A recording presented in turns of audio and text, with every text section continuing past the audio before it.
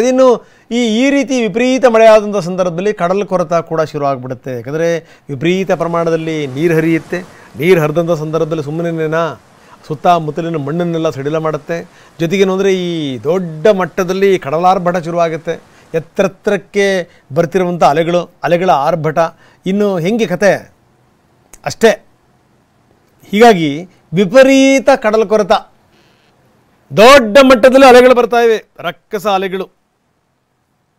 ಹೀಗಾಗಿ ಯಾವುದೇ ಕಾರಣಕ್ಕೂ ಸಮುದ್ರಕ್ಕೆ ಇಳಿಬೇಡಿ ಅಂತ ಮೀನುಗಾರರಿಗೆ ಎಚ್ಚರಿಕೆಯನ್ನು ಕೊಡಲಾಗಿದೆ.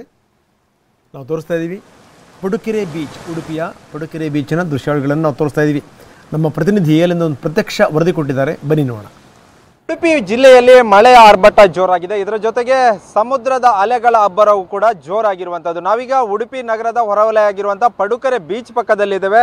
ನಾವು ಗಮನಿಸಬಹುದು ರಕ್ಕಸ ಗಾತ್ರದ ಅಲೆಗಳು ಬಂದು ದಡಕ್ಕೆ ಅಪ್ಪಳಿಸುತ್ತಿರುವಂತಹ ಚಿತ್ರಣವನ್ನು ಕೂಡ ನಾವು ಗಮನಿಸಬಹುದು. ಒಂದು ಕಡೆಯಲ್ಲಿ ಗಾಳಿ ಮಳೆಯಿಂದಾಗಿ ಈ ಸಮುದ್ರದ ಅಲೆಗಳ ಅಬ್ಬರ ಜೋರಾಗುತ್ತೆ. ಅದೇ ರೀತಿಯಾಗಿ ಈಗ ಜಿಲ್ಲಾಡಳಿತ ಕೂಡ ಎಚ್ಚರಿಕೆ ಕೊಡುವಂಥ ಕೆಲಸವನ್ನ ಕೂಡ ಮಾಡಿರುವಂಥದ್ದು. ಯಾಕಂದ್ರೆ ಈ ಒಂದು ಸಂದರ್ಭದಲ್ಲಿ ನಾಡದೋಣಿ ಮೀನುಗಾರಿಕೆ ನಡೆಯುತ್ತೆ. ಆ ಒಂದು ಹಿನ್ನೆಲೆಯಲ್ಲಿ ಯಾರು ಕೂಡ ಸಮುದ್ರಕ್ಕೆ ಇಳಿಬಾರ್ದು. ರಕ್ಕಸ ಗಾತ್ರದ ಅಲೆಗಳು ಬಂದು ದಡಕ್ಕೆ ಅಪ್ಪಳಿಸುತ್ತೇವೆ. ಇದರಿಂದ ಸಾಕಷ್ಟು ಅನಾಹುತ ಆಗುವ ಸಾಧ್ಯತೆ ಕೂಡ ಇದೆ ಅಂತ ಈಗ ಒಂದು ಜಿಲ್ಲಾಡಳಿತ ಸೂಚನೆಯನ್ನು ಕೊಟ್ಟಿರುವಂಥದ್ದು. ನಾವು ಇಲ್ಲಿ ಚಿತ್ರಣವನ್ನು ಗಮನಿಸಬಹುದು. ಇದು ಉಡುಪಿ ಒಂದು ಅಂದರೆ ಮಟ್ಟು ಮತ್ತು ಮಲ್ಪೆಯನ್ನು ಸಂಪರ್ಕ ಮಾಡುವಂತಹ ಮೀನುಗಾರಿಕಾ ರಸ್ತೆ ಆಗಿರುವಂಥದ್ದು.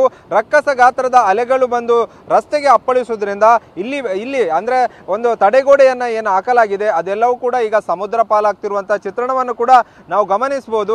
ಇನ್ನೇನು ಕೆಲವು ಕ್ಷಣಗಳಲ್ಲಿ ಅಂದರೆ ಮಧ್ಯಾಹ್ನದ ಹೊತ್ತಿನಲ್ಲಿ ರಕ್ಕಸ ಗಾತ್ರದ ಇನ್ನಷ್ಟು ಗಾಳಿ ಸಹಿತ ಮಳೆ ಆಗುವ ಸಾಧ್ಯತೆ ಇದೆ ಅಂತ ಈಗಾಗಲೇ ಹವಾಮಾನ ಇಲಾಖೆ ಒಂದು ಸೂಚನೆ ಕೊಟ್ಟಿದೆ. ಆ ಹಿನ್ನೆಲೆಯಲ್ಲಿ ಮತ್ತಷ್ಟು ಅಲೆಗಳ ಅಬ್ಬರ ಮತ್ತಷ್ಟು ತೀವ್ರ ಆಗುವ ಸಾಧ್ಯತೆ ಇರುವಂಥದ್ದು ನಾವು ಚಿತ್ರಣವನ್ನು ಗಮನಿಸಬಹುದು. ಅಂದರೆ ಇದೆಲ್ಲವೂ ಕೂಡ ನಿನ್ನೆ ರಾತ್ರಿಯ ವೇಳೆ ನಡೆದಿರುವಂಥ ಒಂದು ಘಟನೆ. ನಾವು ಇಲ್ಲಿ ಒಂದು ಸಮುದ್ರದ ಅಲೆಗಳ ಅಬ್ಬರ ಕೂಡ ಗಮನಿಸಬಹುದು. ಅಂದರೆ ದಡಕ್ಕೆ ಅಂದರೆ ಏನು ತಡೆಗೋಡೆ ಆಗಿದೆ ಅದಕ್ಕೆಲ್ಲವೂ ಕೂಡ ಬಂದು ಅಪ್ಪಳಿಸುತ್ತಿರುವಂಥ ಚಿತ್ರಣವನ್ನು ಕೂಡ ಗಮನಿಸಬಹುದು. ಇದು ಪಡುಕೆರೆಯ ಭಾಗದ ಚಿತ್ರಣವಾದರೆ ಅದೇ ರೀತಿಯಾಗಿ ಅಂದರೆ ಉಡುಪಿಯಿಂದ ಪಡುಬಿದ್ರೆ ಭಾಗದಲ್ಲಿ ಏನು ಮೀನುಗಾರಿಕೆ ರಸ್ತೆ ಇದೆ ಅದೆಲ್ಲದರ ಭಾಗದಲ್ಲಿ ಕೂಡ ಇದೇ ರೀತಿಯ ಚಿತ್ರಣ ಕೂಡ ಕಾಣ ಸಿಗ್ತಿರುವಂಥದ್ದು. ಒಂದು ಕಡೆ ಮಳೆಯ ಪ್ರಮಾಣ ಏರಿಕೆ ಆದರೆ ಮತ್ತೊಂದು ಕಡೆಯಲ್ಲಿ ಸಮುದ್ರದ ಅಲೆಗಳ ಅಬ್ಬರವೂ ಕೂಡ ಜೋರಾಗಿರುವಂಥದ್ದು. ಕ್ಯಾಮರಾಮ್ಯಾನ್ ರಾಮ್ ಜೊತೆ ಪ್ರಜ್ವಲ್ ಅಮೀನ್, TV9 ಉಡುಪಿ. ಪ್ರಕೃತಿ ಏನಾದರೂ ಮುನಿದು ನಿಂತು ಬಿಟ್ಟರೆ ಏನಾಗುತ್ತೆ ಗೊತ್ತು. ಆದರೆ ನಮ್ಮ ಜನಗಳು ಪ್ರಕೃತಿಗೂ ಹೆದರಲ್ಲ, ಪ್ರಕೃತಿ ಎದುರುಗಡೆಗೂ ವಿಕೃತಿ ತೋರಿಸ್ತಾರೆ. ಏನೇ ಕಾನೂನಾದರೂ ಕೂಡ ಸಡ್ಡು ಹೊಡಿತಾರೆ. ಜೀವ ಹೋಗುತ್ತಾರೆಯಾ, ನಿಮ್ಮ ಜೀವ ಹೋಗುತ್ತೆ, ಹುಷಾರಾಗಿರೋ ಅಂತಂದ್ರೆ ಕೇಳಲ್ಲ. ನೋಡಿ ಈ ಹುಡುಗರನ್ನ ನಿಂತಿರೋದು ನೋಡಿ, ಪಡುಕೆರೆ ಬೀಚಿನ ದೃಶ್ಯಾವಳಿಗಳನ್ನು ನಾವು ತೋರಿಸ್ತಾ ಇದ್ದೀವಿ. ಅವರ ಶೌರ್ಯ ಸಾಹಸ ಕರೆದು ನಾಳೆ ಶೌರ್ಯ ಪ್ರಶಸ್ತಿ ಕೊಡ್ತಾರೆ ಅವರಿಗೆ. ಬರ್ರಪ್ಪ ಭಾಳ ಘನದಾರಿ ಕೆಲಸ ಮಾಡಿದ್ರಿ ಅಂತ ಎಗದು ಬಿದ್ದರೆ ಜವಾಬ್ದಾರಿ ಇದೆಯಾ ಅವ್ರಿಗೆ? ಏನಾದ್ರೂ ಒಂದು ಚೂರು ಏನಾದರೂ ಹೆಚ್ಚು ಕಡಿಮೆ ಆಯಿತು ಅಂತಂದರೆ ಸತ್ತು ಹೋಗ್ತಾರೆ. ಒಂದು ಚೂರು ಕಾಲು ಜಾರಿದ್ರೆ ಮುಗಿದೋಯ್ತು ಕತೆ. ಇವ್ರನ್ನ ಈ ಹೊತ್ತು ಹೆತ್ತು ಸಾಕಿ ಸಲವಿ ಬೆಳೆಸಿರ್ತಾರಲ್ಲ ಪಾಪ ತಂದೆ ತಾಯಿಗಳು, ಬಾಯಿ ಬಿಡ್ಕೋಬೇಕು. ನೋಡಿ ಯಾವ ಅರಿವು ಇಲ್ಲ, ಅಲೆಗಳು ಅಲ್ಲಿ ತನಕ ಬಂದು ಹೊಡಿತವೆ, ಆದರೂ ಅವ್ರು ನಿಂತಿದ್ದಾರೆ. ಇನ್ನೊಂದಿಷ್ಟು ಜನ ಶೂಟ್ ಮಾಡ್ತಾ ಇರ್ತಾರೆ ಅದನ್ನು. ಈ ಥರದ ಹುಚ್ಚಾಟ ಇದನ್ನು ಈ ಸರ್ಕಾರಕ್ಕೆ ಹೇಳ್ತಾ ಇದ್ದೀನಿ ನಾನು TV9 ಮುಖಾಂತರ. ಈ ರೀತಿ ಹುಚ್ಚಾಟಗಳಿಗೆ ನೀವೇನಾದರೂ ಕಡಿವಾಣ ಹಾಕಲಿಲ್ಲ ಅಂತಂತಂದರೆ ನಾಳೆ ಸರ್ಕಾರಕ್ಕೆ ಕೆಟ್ಟ ಹೆಸರು ಬರುತ್ತೆ.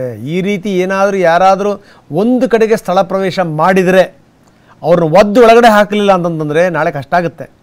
ಒಂದಿಷ್ಟು ಜನಕ್ಕೆ ಮಾಡಿ, ಇನ್ನು ಉಳಿದಂಥವ್ರು ಅವರಷ್ಟಕ್ಕೆ ಅವರೇ ಅಲರ್ಟ್ ಆಗ್ತಾರೆ. ಅದನ್ನು ಮಾಡಬೇಕು ವ್ಯವಸ್ಥೆ.